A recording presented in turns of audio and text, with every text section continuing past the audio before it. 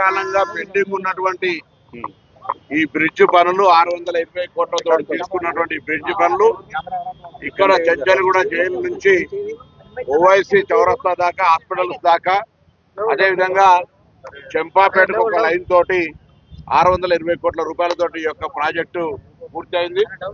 త్వరలోనే గౌరవ ముఖ్యమంత్రి గారితో దీన్ని ప్రారంభోత్సవం చేయడం జరుగుతుంది.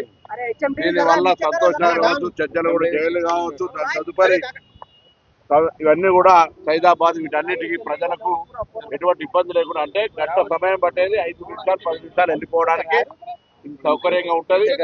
దీంతో పాటు ముసరం బాగ్ సంబంధించిన బ్రిడ్జ్ను కూడా పూర్తి చేసి ఈ రెండును త్వరలో ప్రజలకు అందజేసే విధంగా వారు ఉపయోగించుకునే విధంగా చేయడం జరుగుతుంది.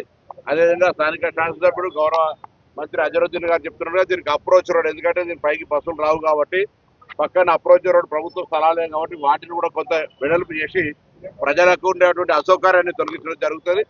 ఇవి చాలా కాలంగా పెండింగ్ లో ఉంటే వాటిని ముఖ్యమంత్రి గారు హైదరాబాద్ నగరం పెరుగుతున్నటువంటి నగరం, ఇన్ఫ్రాస్ట్రక్చర్ పెరగాలి, ప్రయాణికులకు అన్ని రకాలుగా ఇబ్బందులు లేకుండా ఉండాలనే ఆలోచనతోటి ఈరోజు అక్కడ కేబీఆర్ పార్క్ దగ్గర తీసుకున్నా, ఇంకెక్కడ తీసుకున్నా పెండింగ్ లో ఉన్నాయని అన్నిటిని కూడా వేగవంతంగా పూర్తి చేస్తా ఉన్నాం.